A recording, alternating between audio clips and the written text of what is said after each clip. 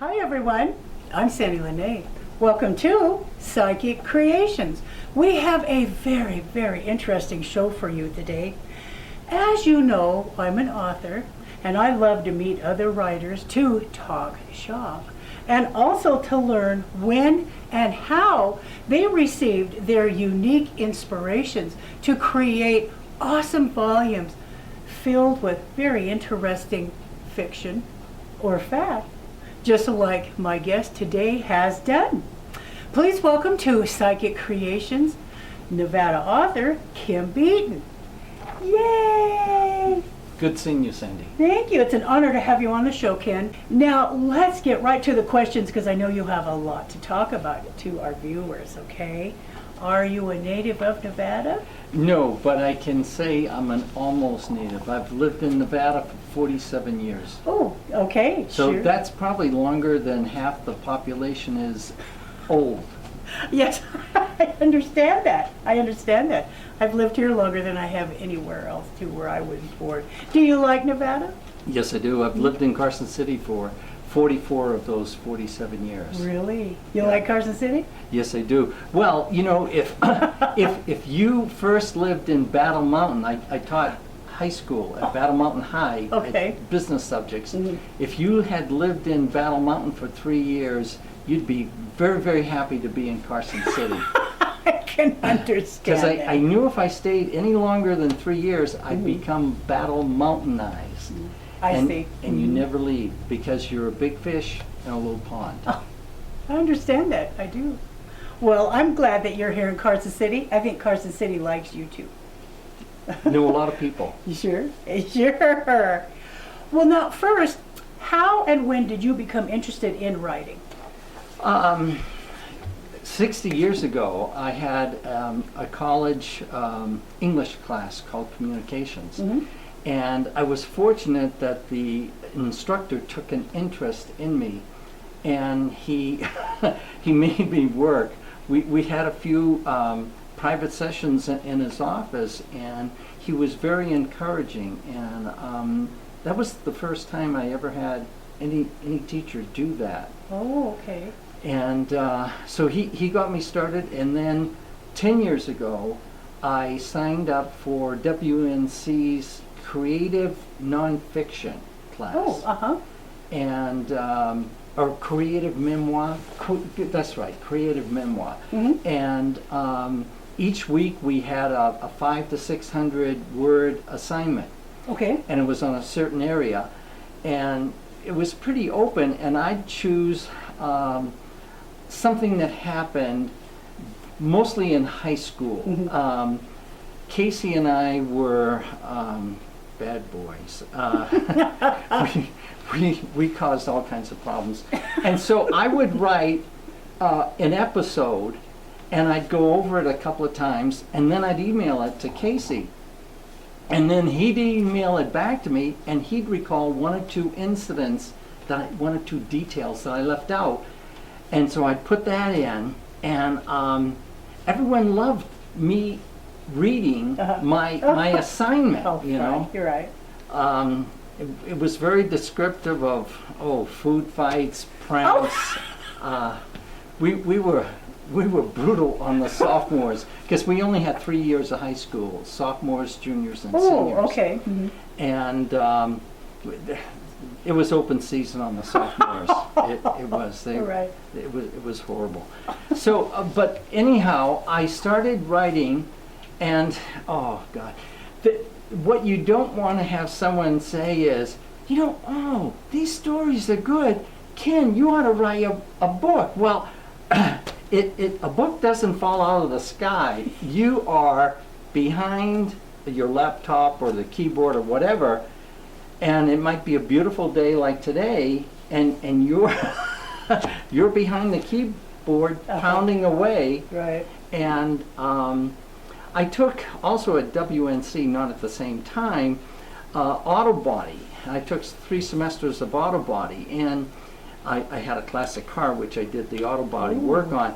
And there's an expression in sanding or doing the auto body work: you sand till you get tired of sanding, and then you sand some more. So if someone that knows me said, Ken, what did you do today? I did a lot of sanding, which meant I was doing a lot of rewriting. I get that. Oh yes, I do. I understand that. Yes, I have to remember that phrase. That's a good one. So Kesey was my reader because we had known each other for decades. He unfortunately passed away in December of 2012, and we had known one another at that point for a little bit over 61 years. Oh. And we had been, if you can believe this, I know it's a stretch, we were Boy Scouts together. Oh gosh, really? Oh yeah, on my honor, I will do my best. Well, it sounds like you guys did your best in high school. Oh well, there were pranks that they're still trying to solve. Oh. I like that idea. Well, now let me see. What were your inspirations and opportunities to write articles and books? I knew to create interest if I wrote commentaries about marking the moment of a day in history, like the 70th anniversary of the attack on Pearl Harbor, or the 70th anniversary of Doolittle's flight over Japan in April of 1942. And so various things, or I've interviewed a number of World War II vets, some Korean War vets, and at least one Vietnam vet. Oh, have you? Yeah, in fact, he lives here. He was, his job was RTO. He was a radio technician operator. He carried that big heavy thing on his back and he was always right beside his captain, who was the head of his company. Okay. And so that the captain could call in artillery or get instructions from a battalion or from regiment. I see. As far as what they wanted them to do, but interesting. And in fact, that vet, Ray Frederick, he's a very good friend. In fact, we're in Kiwanis together. He kept his helmet from Vietnam, and on the cover, we used Ray's helmet to put a copy of the picture of me to give the effect of the picture that was actually in my uncle's helmet. So Ray likes to brag about that's my helmet. Oh, isn't that and interesting? I can't blame him, because I knew he had his helmet, and he was only too happy he got the helmet out. We went out to the backyard. I put the picture in, and I took several, and I selected the best one, and then I worked with a graphic artist to put together the cover, because I wanted it stark. Right. Okay, sure. And the font on the book is a military stencil. Yes, it is. So yeah. I wanted to make sure it looked like it was military issue. Well, what an honor for him to have his hat before the cover of your book, too. Nice. Well, now, I would like for you to tell our viewers all about this wonderful book, dear to your heart book that you have written. Well, this is a Gold Star family book. It started in about 1927 with the Gold Star mothers. Those were mothers that lost a son in World War I. And the government actually took mothers that wanted to France and to visit for the first time their son's grave and wherever they were buried in a military cemetery. The interesting thing is at the Meuse-Argonne Cemetery, there were originally 28,000 boys buried there. And they had about half of them, the paperwork was signed for them to return to the United States to be brought back to their hometown. But there's over 14,000 boys still buried there. The cemetery is absolutely beautiful. So anyhow, that continued in World War II. And my grandmother and my grandfather were Gold Star parents, and everyone in the family was a Gold Star family. And that loss is, and you know, when you look at the figures and you say 408,000 boys died, and there were about 200 females that died. Most of them were nurses, and most of them a shell came or a bomb came and took out the hospital where they were trying to heal people, and they became a statistic along with the soldiers. But anyhow, like I said, a Gold Star family. My grandmother would go on, I think it was on Thursdays, she'd go to lunch, she'd take the bus downtown and meet other Gold Star mothers, and they'd have lunch together, and this was their support group. Sure, okay. Because women handle things differently than men. My grandfather just sat there and he'd be thinking. I can remember I was about 13 at a Thanksgiving Day meal, and this was after the meal, and my grandfather was sitting in his chair, and my aunt came up and said, "What are you thinking about, Pop?" Richard. Oh. Because he had 3 sons, and Richard was the middle one. Oh, okay. And I can remember how his eyes would light up when he talked about Richard. Isn't that amazing? That's nice.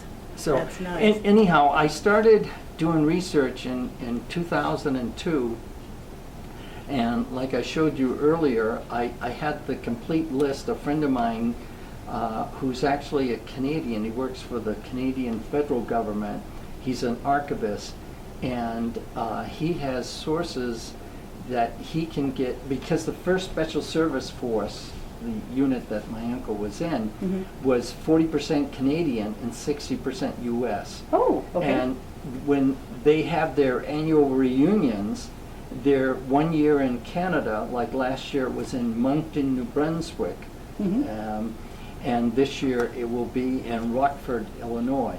And then next year it will be back into Canada. I think in Alberta, the western part. So they try to vary it, because if there's still some vets that are around, and they usually can't travel too well, Oh, sure.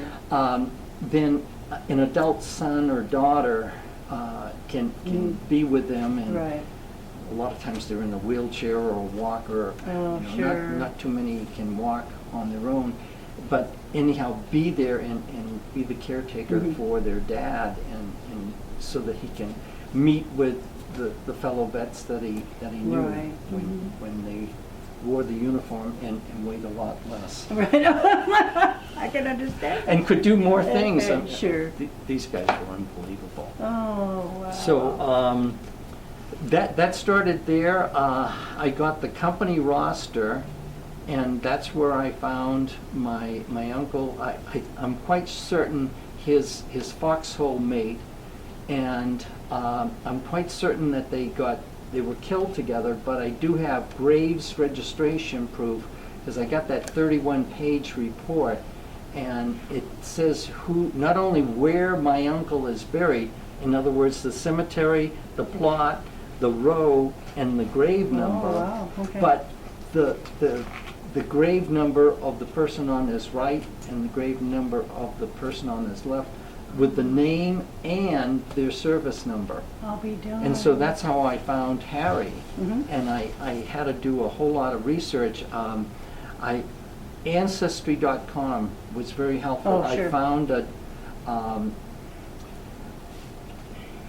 relative, but it wasn't close relative. Anyhow, and she's big in genealogy, and I sent her an email and on Ancestry, because they want to ensure the privacy and all that, and I understand that. Well, an hour later, I got an email back. A lot of times you wait days or weeks, before they finally check on Ancestry. Anyhow, I got in touch with Harry's oldest grandson, and he sent me a picture of his grandfather in uniform, his grandmother, Ida, and his mom, Henrietta, when she was about 2 months old when the picture was taken. I figure it was around the end of September of 1943 and she was 5 months old when her dad was killed in action.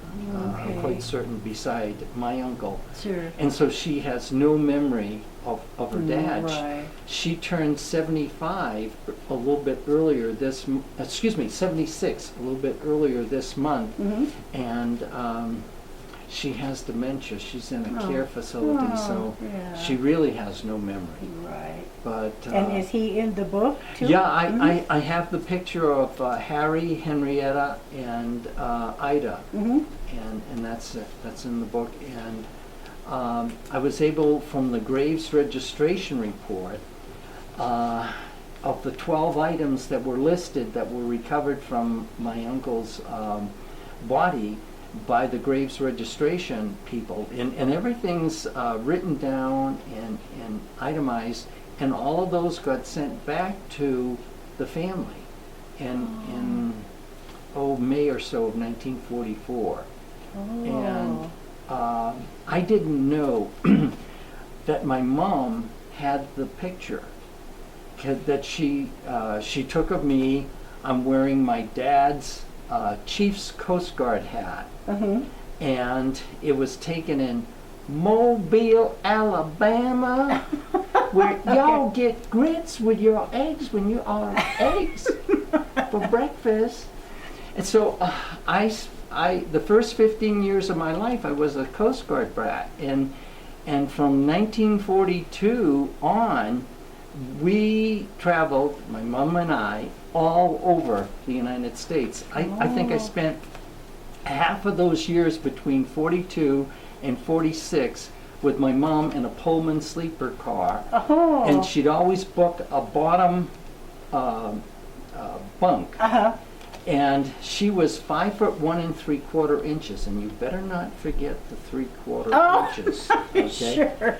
And so she would sleep at one end of the bed, and I was a kid. I would sleep at the other end of the bed. Right. And the cars are different then than what they are today, because when you went in the bathroom, there was a sign, and it said, "Do not flush the toilet in the station." Oh, yes. Okay. There was no holding tanks. Right. Okay. Oh, So no. when the train was going and you flushed the toilet, you got to see all those railroad ties at 60 miles an hour. Yeah. Oh, God. Well, I had a flashback because a number of years ago, 20 or so, we went to Old Town Sacramento and went to the Railroad Museum, which you better spend a day Oh, in. sure. Yeah. Anyhow, one of the exhibits they had was a restored Pullman sleeper car. No. And they had it rigged so that when you went up the stairs and you were in the car walking down that aisle, they had it set up so that they had the same motion as if you were going down the track 60 miles an hour. I had flashbacks. Oh, I bet so. Anyhow, Is that in the book there too? I Why don't you pick up the book there and show our viewers just what this book is called, A Toddler's Picture in His Uncle's Helmet. That's the title of the book, Yes. by Ken Beaton. And this is, when did you find that picture? Well, I actually, I found the picture. I was writing something about the family history on both sides, my mom's side and my dad's side, and I needed some pictures. And my parents, my mom passed away in 76 and my dad in 78. And so, 98. My mom in 96 and my dad in 98, 27 months later. And it had been at least 12 years since we cleaned out their place, and I had this box of all these different pictures. So I spent a Saturday and Sunday picking up a picture, looking at the front, turning it over to see what was written on the back. And if it wasn't the last picture, Oh, sure. it was the last 3 or 4. When I picked up and looked at this picture with my mom's writing on the back, and she wrote 2 different times. She wrote the first time, that it was taken December 20th, 1942, which was my uncle's 21st birthday, exactly on the day. Oh. Kenneth Paul Beaton, Mobile, Alabama, and I'm wearing my dad's Chief's Coast Guard hat. Oh. And that's his 37 Chrysler four-door sedan. The rear doors were suicide. Oh, is that right? So Okay. you have to know about cars to know Sure, what suicide sure. doors were. Anyhow, I had to take a moment because the second part that she wrote was Richard carried this in his helmet. Oh, he carried that picture of you in his helmet? Yeah. Oh, and that's why you wrote that book. Or that's the subject or topic Yeah. of the book. Yeah. Isn't that amazing? I couldn't believe it. Yeah. I thought, you know how they take a picture of you when you're 6 months old, and it doesn't matter if you're male or female. Yeah. They put you in a white gown, Uh-huh. and they prop you up on some pillows, and the photographer squeezes a couple of things, gets you to giggle, and clicks off several shots there, Uh-huh. and then your parents get to select the best one. Of, oh, look at that! They're smiling. What a cute smile! Blah blah blah. Right. I always thought it was that picture. I did not know it was that picture there. Isn't that And, amazing? yeah, and so that started me even more so working on the book. Mm-hmm. And What a treasure to find that picture with the writing on the back that confirms. right, that's why I had it framed. Oh, what a treasured gift. And what a treasured book in tribute to your uncle. Okay, your uncle, it's your mother's? My mother's middle younger brother. She Okay, was mhm. in the family constellation. There was my Aunt Doris, then my mother Irene, and then there was Bill, Richard, Donald, and Phyllis. A nice big family. And that was the six. Hmm. That was the family constellation. Now, when did you write this book? I started writing different parts of it in about 2012, Mm-hmm. and as more information came in, Mhm. I was able to write more. Sure. And getting the picture of my uncle's girlfriend, because I had to be like a detective. I got her name from the Graves registration report that there was a pocket knife, Miss R.M. Bourgeois, S.N., which stood for student nurse. She was a student nurse when they met in Burlington, Vermont. And he was training, well, the force was training, Mhm. at Fort Ethan Allen. And she was a nursing student at Fannie Allen Hospital School of Nursing. Oh. And Fannie Allen was the oldest child of Ethan Allen. Oh, okay. And Fort Ethan Allen is named after Ethan Allen and his Green Mountain Boys that captured Fort Oh. Ticonderoga in the Revolutionary War. Oh, you're getting a nice history lesson here, aren't you? So anyhow, I called the hospital, and I found out there was only one hospital in Burlington, and I asked for their archives person and got into, the person was very nice, into the records department, and I said, I'm looking for Rachel Marguerite Bourgeois. And she was, I understand she was a student nurse, and she probably, hopefully graduated. And they said, yeah. She said her parents came from Bennington, Vermont, which is in the southwestern corner of Vermont. Okay. And it's about 10 miles from the New York border and Mhm. 10 miles from the Massachusetts border. So I looked up Bennington, and it had, I don't know, 9,000 people or 13,000 people, something like Mhm. that. So I said, I bet if I call the town clerk, he'll know everyone in the town. Well, he answered the phone himself. Oh. And he said, oh, this was in July of 2012. Mhm. He said, Rachel passed away. in February. And I'm there, oh, no, God. And it was all my fault. I could have called, sooner because I knew about that, but you get busy anyhow, sure. you get distracted. I'm not trying to make excuses, it was all my fault. And then he says, I can give you the phone number of her adult daughter, Okay. who was 66 at the time. Oh, So I okay. dialed it, and a male voice answered, and I said, is Anna available? And he says, wait a minute. And Anna gets on the phone. I says, Anna, because, I mean, this is a phone call out of the blue. She never heard about me, doesn't know that I exist. And I said, Anna, my name is Ken Beaton, and I've been doing genealogy research. And I happen to know that your mom dated my uncle.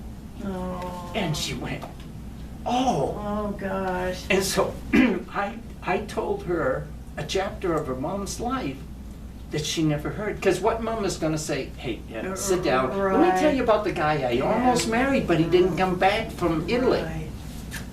So she emailed me the picture of her mom, and she said, my mom was a beautiful woman.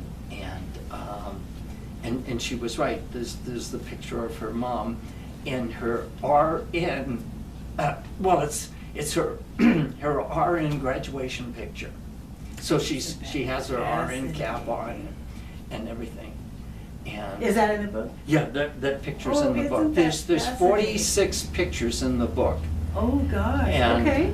Well, we're kind of running out of time here, Ken. So I was wondering, could you give your contact information to our viewers so they could buy the book and read it? Yes, you can go on Amazon.com, Oh, okay. and the book is in print or Kindle, Okay. Mhm. or I sell it. I'm around town, Oh, okay. You're in Carson City? Yes. Okay. Awesome. and should I give my phone number? Whatever you feel comfortable. You bet. Facebook, email address. Mm-hmm. It would be more of a response if I gave my phone number, Okay. which is 775-721-4738. Well, Ken, thank you so much for being a wonderful guest on our show and being a wonderful Nevada author. What a treasure for your uncle that you wrote that book. Thank you so very much. Thank you, Sandie. Yeah, this has been fun. Well, now, if you would like to be a guest on Psychic Creations, you can contact me at my website, which is sandypsychicstones.com, or at my email address, which is admin@sandypsychicstones.com. Again, thank you so much, Ken, for being a wonderful person that you are. And thank you all for watching Psychic Creations, and we'll see you next show.